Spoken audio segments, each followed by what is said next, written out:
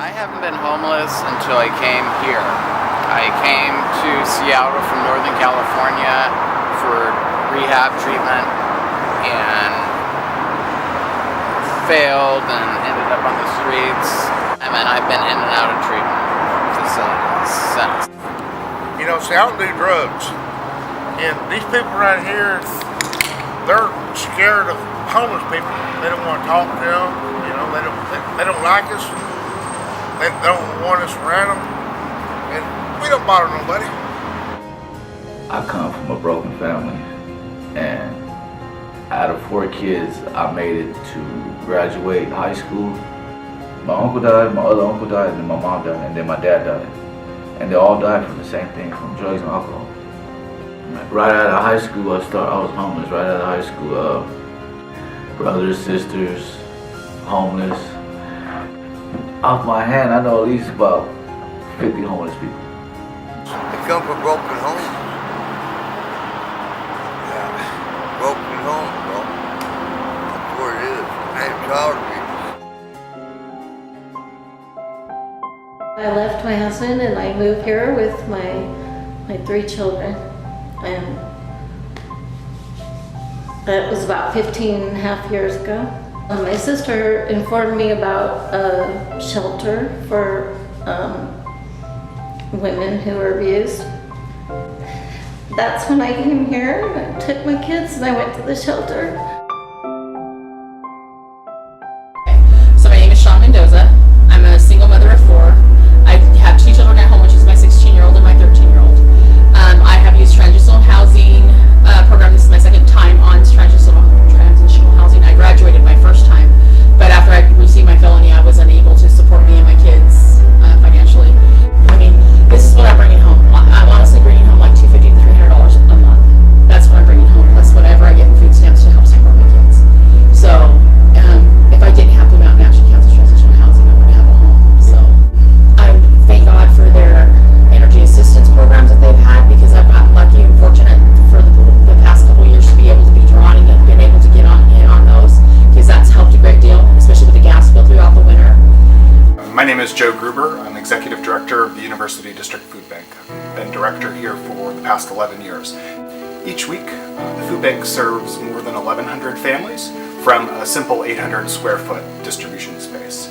One of the things that we talk about regularly at the food bank is the idea that hunger is really a symptom of some other conditions in an individual's life, as to them not having a reliable access to enough funds to kind of take care of the their general life situation means that they look at where they can make sacrifices, and food is often one of those things. The ramifications of not paying your rent or not paying your utility bills are a little greater than if you were just skip a meal now and then. And so the idea that you can save a little bit by maybe not eating as healthily or not eating as much is sort of the easier situation than it is to consider just getting evicted from your apartment. So when we look at hunger in our community, we really look at how can we make positive change in sort of the economic situations that many of our customers face day to day, so that they don't rely on us for nearly as long. Now with everything, they don't like to give us full-time employment anywhere. Not a lot in retail anymore. Their biggest thing is now is they want to give you part-time employment. Some of the partnerships that we try to develop as an organization, trying to find job training programs that we can connect food bank customers with, so that they can move from a lower paying job to a higher paying job, or move from a part-time job to one that is maybe full-time, or one with benefits. I mean, those are things that we can, as a food bank, begin to do. Not only that, I have made some poor choices in my past, and I've gotten myself to where now I have a felony history, is because I've had to go in and I've had to do time, and where my mom has had to take care of my two younger kids while I was incarcerated, and then coming back out and trying to stay on the right track is one of the hardest things to do, is because they just don't see the fact that, okay, there's supposed to be second chance employers out there, and there really isn't. Okay, it was like a 2-minute interview. As soon as we sat down, she was very pleased when she seen my application and she seen my resume and everything, and she brought me in and we sat down. Have you been convicted in any crimes that you are a felony? And I said yes, and she was like, okay, we're going to close this interview up, and it was less than 2 minutes. You walk in with a record, you're looking for someone to trust you. You're looking for someone to give you trust that doesn't even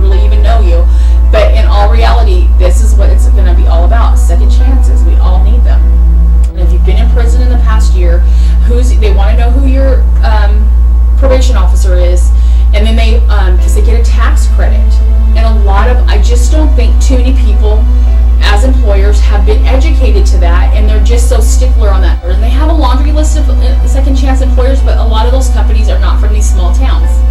That's one thing that me and Debbie, when we sit down and we talk about my budget, is like the biggest thing right off the top has always been the fines. It's always the fines. 70% of all the food that we distribute on an annual basis is actually donated to us. Do we run out of food? No, but we also have the luxury of buying food. So that's the other thing is, 70% is donated. We still spend $150,000 a year buying food.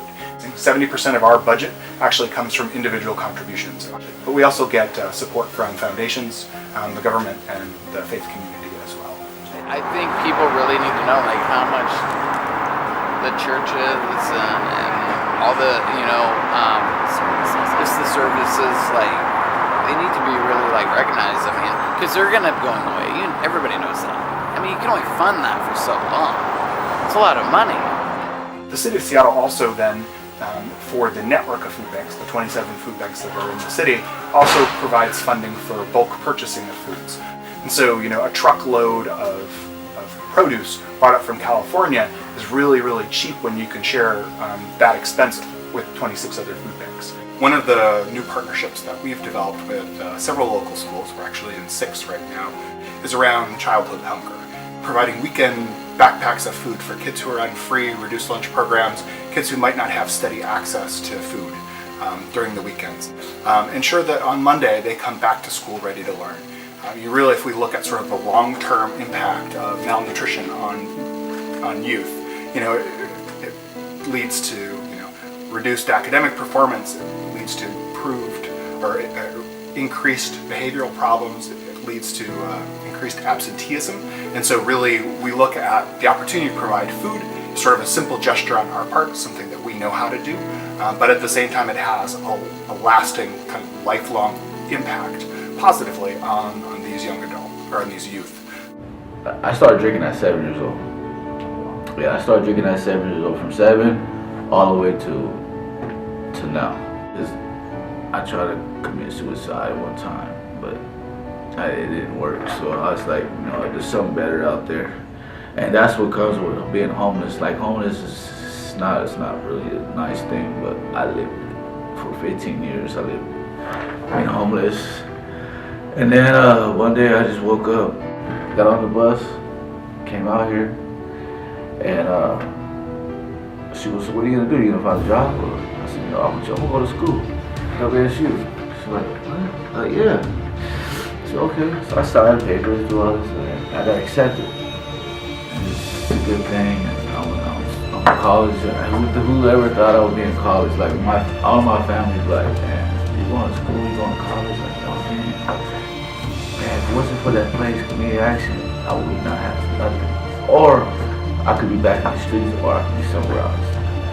Thanks. If I didn't come to any of these outreach programs, and I was still sitting in the position that I put myself in the position that I was sitting, I would be homeless and I wouldn't have my kids. If I could do it, you could do it. Anyone can do it. Yeah.